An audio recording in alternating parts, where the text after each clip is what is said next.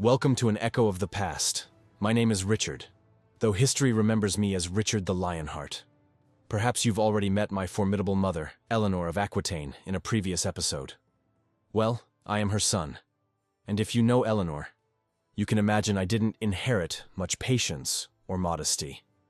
I was a king who ruled more with a sword than with a crown. And today, I will tell you my story.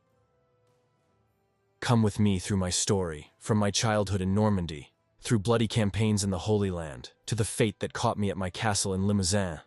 I was born on September 8th, 1157, in Oxford, England. I am the third son of King Henry II Plantagenet and Eleanor of Aquitaine. They said of her that she was untamable, proud, and incredibly capable. I can tell you this much. She was not a woman you wanted as your enemy. As a child, I did not feel very English, as you might think. I mostly grew up in France, in Aquitaine, which my mother brought into the marriage. There I learned language, knightly skills, and the art of war. That was my true school, not benches, but courts and tournaments. My family was company. My father ruled with a firm hand, and tensions often flared between him, my brothers, and me. We even rebelled against him several times. Yes, you heard right. Sons against their own father. It was a time when power meant everything, and loyalty was more a luxury than a virtue. Even then, I earned a reputation as a brave fighter. My heart beat for war, for the knightly ideal, and for honor. Perhaps that is why later they gave me the nickname Cœur de Lion, Lionheart. But how I earned it, I will tell you later. As I said, my family was anything but calm. My father, Henry II, was strong and capable, but also a man who wanted to control everything. But his sons, me, Henry the young king, Geoffrey, and John, we had our own desires and ambitions. And believe me, when so many hotheads meet in one family, the royal crown always becomes the cause of disputes. I will not lie. I opposed my father several times. Yes, son against king. In that era, it was not entirely unusual, but it still hurt. Our family ties were woven with betrayals, agreements, and new betrayals. It looked more like a chess game than family life. After the death of my elder brother Henry the Young, the path to the throne opened to me. When my father died in 1189, I became King of England. Yet I must add, our final meeting was not conciliatory. He died knowing that I, his son, had opposed him once more. And still, when he passed, I inherited not only his crown, but the burden of ruling a realm stretching from Scotland to the Pyrenees. I was a king, yes, but my mind had long belonged to another goal, a crusade to the Holy Land. For what is a knight without a challenge, a king without war, and a heart without battle? Once I ascended the English throne, I prepared to leave my kingdom. I know it sounds strange, but my heart burned for the Holy Land. In 1190, I set out on the Third Crusade. With me traveled other famous rulers, King Philip II of France and Emperor Frederick Barbarossa of Germany. On the journey, it became clear that allies are not always easy to manage. Philip and I were more rivals than brothers in faith. Frederick drowned before even reaching Palestine, and so I ended up leading the campaign largely on my own. In battle, I never retreated. The Battle of Arsuf in 1191 was the moment my name began to echo throughout the Christian world. Opposing me was the great Sultan Saladin, a worthy adversary, whom I paradoxically respected greatly. We were not friends, but there was mutual respect. He saw my courage. I admired his honor. We captured several coastal cities, but Jerusalem remained out of reach. I admit, it was a blow. A king who left his own land to conquer it, only to settle for peace. Yet I became a legend. Why? Because on the battlefield, I fought at the head of my men, not behind them.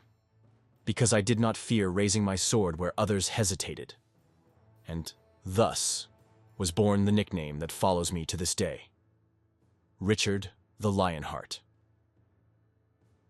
When I finally left the Holy Land after years of fighting, I thought rest awaited me at home. Yet the journey back became perhaps the hardest trial of my life. In 1192, returning through Europe, fate decided not to give me anything for free. Disguised as a pilgrim, I was recognized and captured. I fell into the hands of Leopold of Austria, whom I had offended during the Crusade. Leopold did not take petty revenge. He sold me to Emperor Henry VI. I was a king, yet I sat in a dungeon like an ordinary prisoner. The emperor demanded a ransom so enormous it would have ruined the entire kingdom, 150,000 silver marks. For England, the sum was almost unimaginable. Yet, my people accomplished it. My mother Eleanor took the lead of the entire realm, gathering every coin, every jewel, every penny to secure my release. They called me Lionheart, but at that moment I realized that true courage belonged to my mother and my nation. Thanks to them, I was freed after more than a year of imprisonment. Even after my return, England saw little of me. The truth is, I viewed my homeland only a few times in my life, and yet the English loved me. I was above all a warrior, a knight, and a king on the battlefield, not in the palace. Even after returning from captivity, I knew no rest.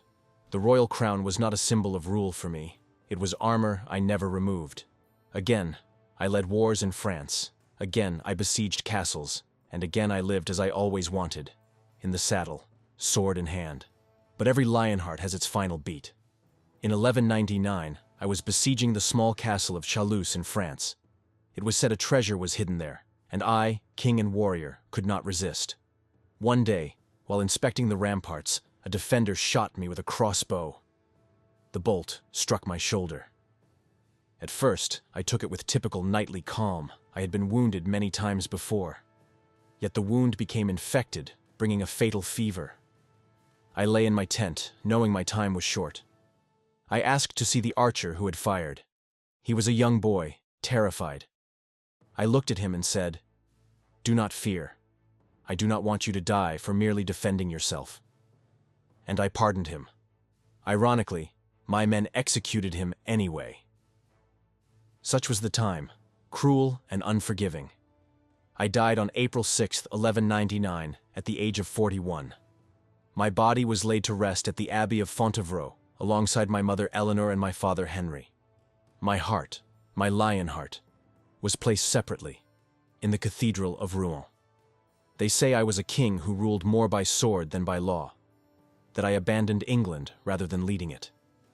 Perhaps that is true, but I was a man of my time, a knight who lived and died in battle. And if people still call me Richard the Lionheart today, then I know my story has survived. Perhaps that is more than all the kingdoms I ever conquered. If my voice has reached you across the centuries, then do not let it fade. Support an echo of the past. Give this story your like, subscribe, and share it. The past whispers, and the future listens. And I, Richard the Lionheart, thank you for listening.